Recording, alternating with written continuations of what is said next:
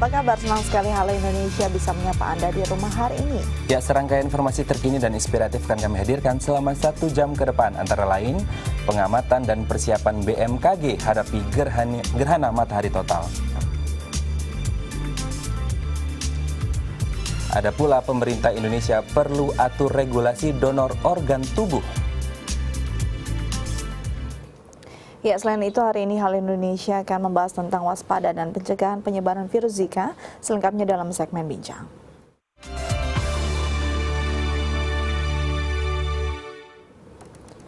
Hujan lebat yang mengguyur Kepulauan Bangka Belitung pada hari Minggu lalu menyebabkan beberapa wilayah Bangka terendam banjir. Ya, sejak hari Rabu lalu air yang menggenangi pemukiman warga berangsur-angsur surut.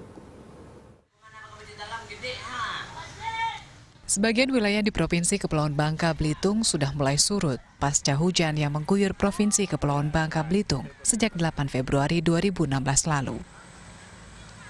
Seperti di kota Pangkal Pinang, ratusan rumah yang sebelumnya terendam banjir kini berangsur surut. Air surut terjadi sejak Rabu kemarin. Sedangkan di sejumlah desa Kabupaten Bangka, air masih merendam pemukiman warga dengan ketinggian 50 cm hingga 2 meter. Banjir yang disebabkan oleh tingginya curah hujan dan disertai dengan naiknya air laut menyebabkan jalan dan jembatan rusak. Lebih dari 4.400 penduduk terpaksa mengungsi dari tempat tinggal mereka.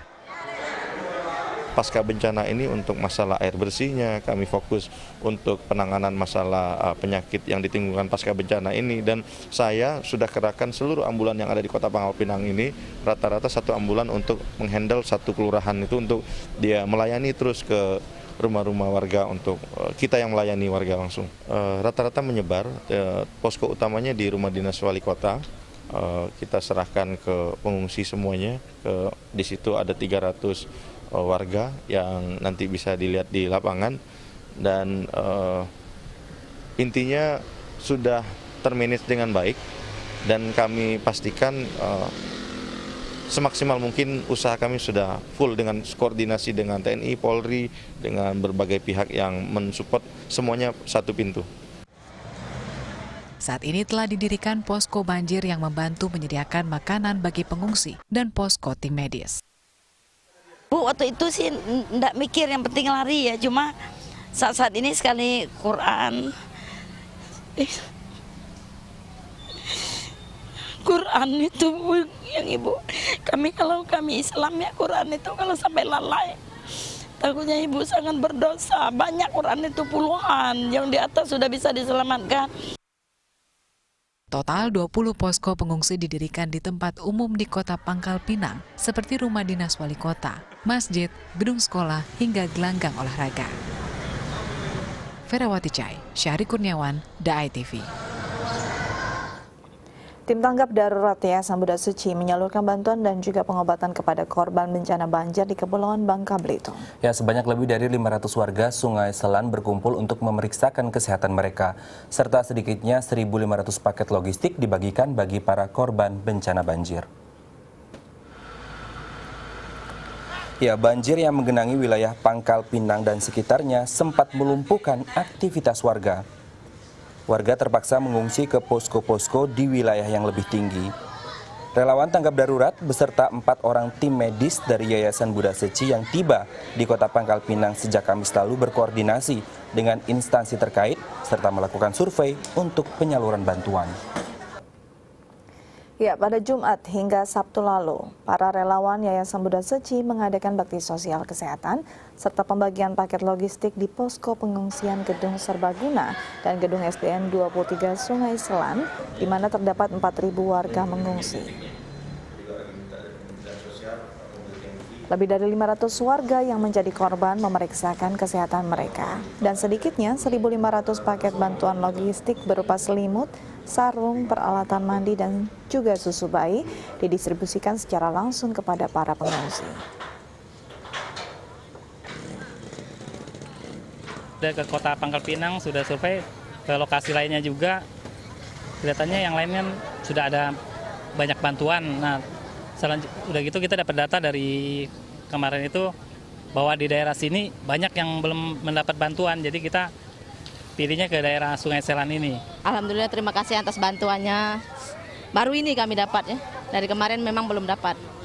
Sangat berterima kasih kepada pihak dari tim relawan dari Buddha Suci Indonesia yang sudah memilih Sungai Selan untuk dijadikan tempat bantuan tanggap darurat ya katakanlah, dan tentu ini sangat membantu masyarakat.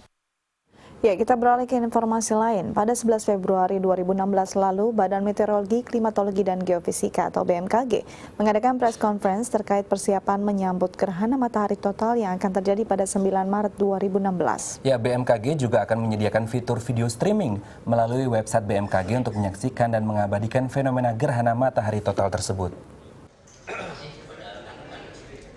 Untuk menyambut gerhana matahari total atau GMT yang akan terjadi pada 9 Maret 2016, Badan Meteorologi, Klimatologi, dan Geofisika melakukan berbagai pengamatan terhadap fenomena GMT, seperti pengamatan gravitasi, pengamatan medan magnet bumi, dan pengamatan dengan teropong saat terjadinya GMT.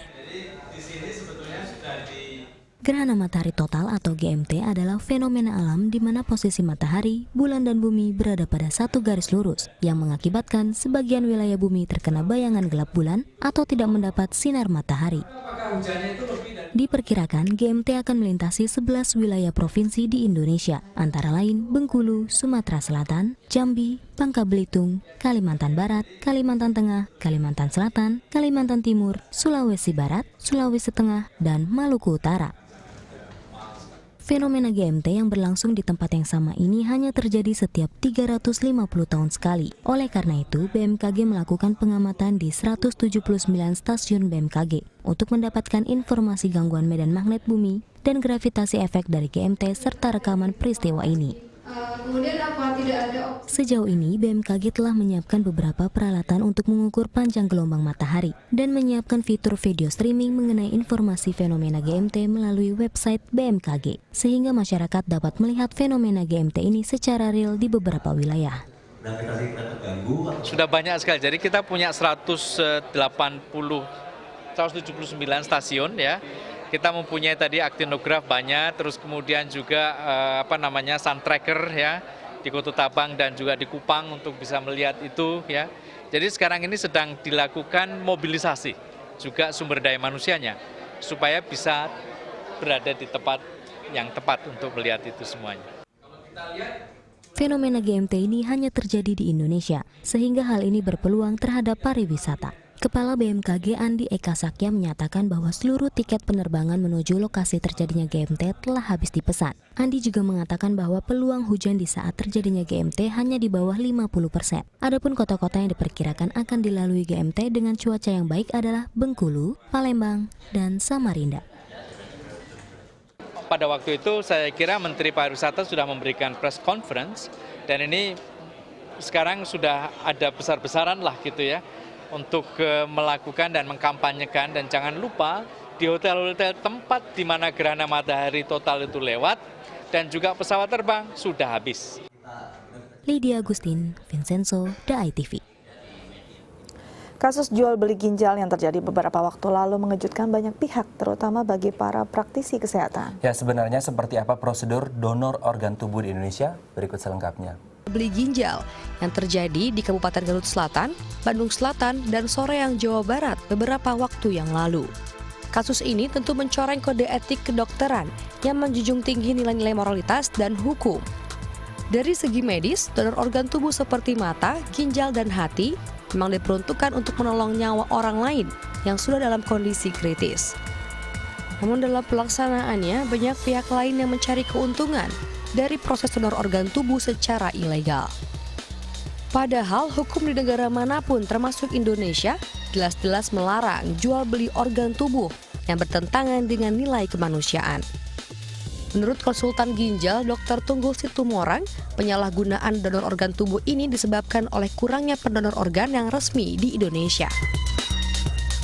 Dari segi medik sebenarnya urusan transplantasi itu sudah cukup banyak yang bisa diperbuat. Masalah non-medik yang justru lebih penting dan banyak kendala, yaitu kurangnya donor. Donor itu sangat kurang, bukan hanya di Indonesia, di seluruh dunia.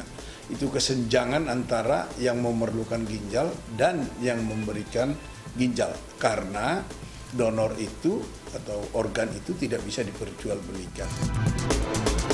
Selain itu, belum diterbitkannya perundang-undangan khusus mengenai prosedur donor organ menjadi celah dalam kegiatan jual beli organ secara ilegal. Jadi saya kira memang harus diatur lah, harus diatur dengan baik dari segi hukum, dari segi etika, dari segi moral, dan dari segi kultural.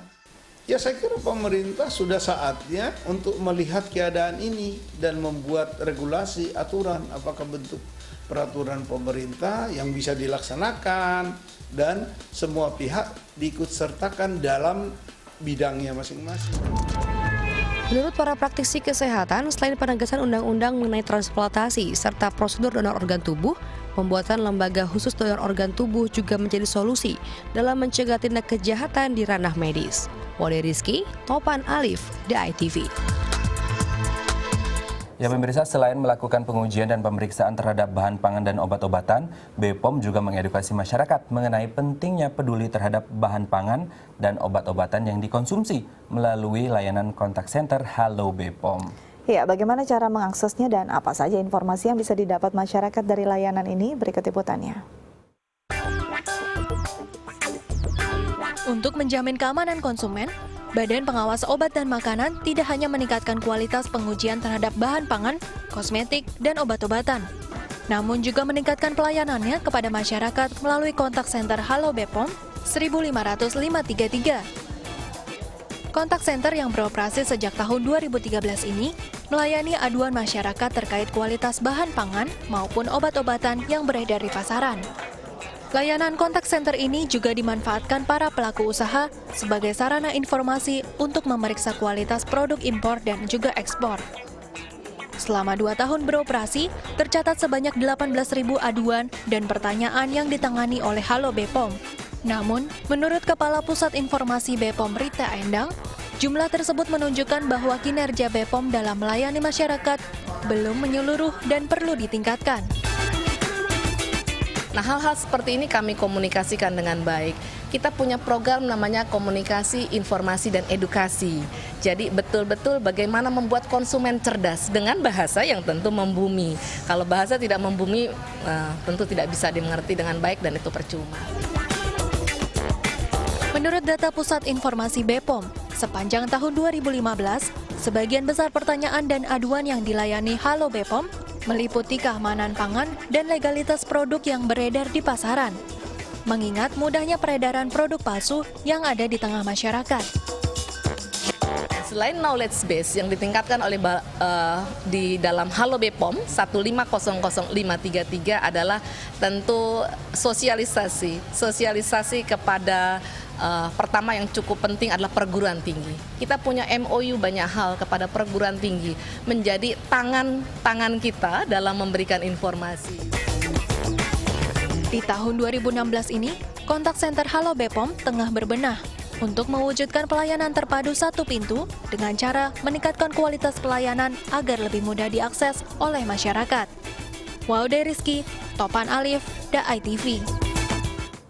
Sejak awal Januari 2016, BPJS Kesehatan membentuk posko pemantauan dan penanganan pengaduan distribusi Kartu Indonesia Sehat untuk peserta penerima bantuan iuran atau KIS BPI. Ya, posko pengaduan ini dibentuk untuk memantau distribusi KIS PBI ke seluruh wilayah Indonesia, salah satunya di kantor cabang BPJS Pasar Minggu, Jakarta Selatan.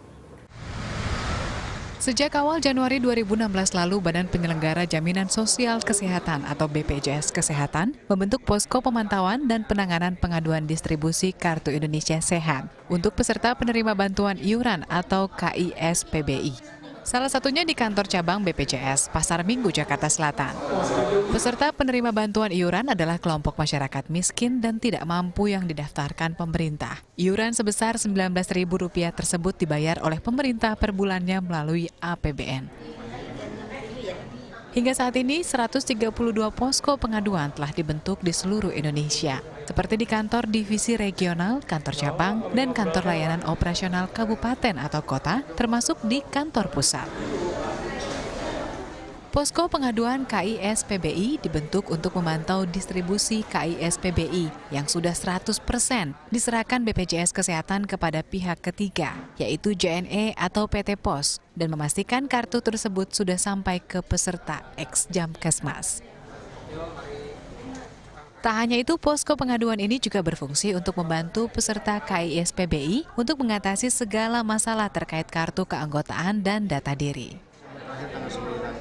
Posko ini dibuat dengan maksud agar dapat dipastikan bahwa peserta dari segmen penerima bantuan iuran mereka memperoleh kartu Indonesia Sehat.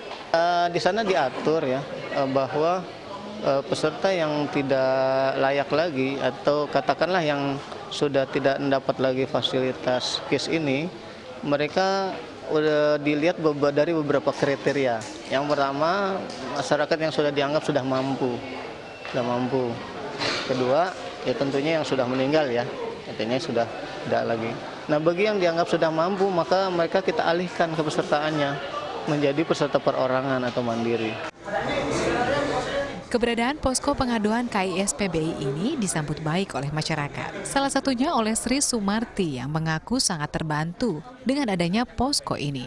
Wanita yang tinggal di Pondok Pinang, Jakarta ini juga menyatakan bahwa pelayanan di posko ini cukup cepat. Ya, alhamdulillah membantu ya, karena saya ada perubahan identitas. Tadi saya datang langsung ditanganin. Harapannya dengan ini ya kita berterima kasih dan membantu sekali untuk masyarakat yang tidak mampu. Lydia Agustin, Vincenzo, The ITV. Selanjutnya kami akan membahas tentang waspada dan pencegahan penyebaran virus Zika. Tetap bersama kami di Hala Indonesia.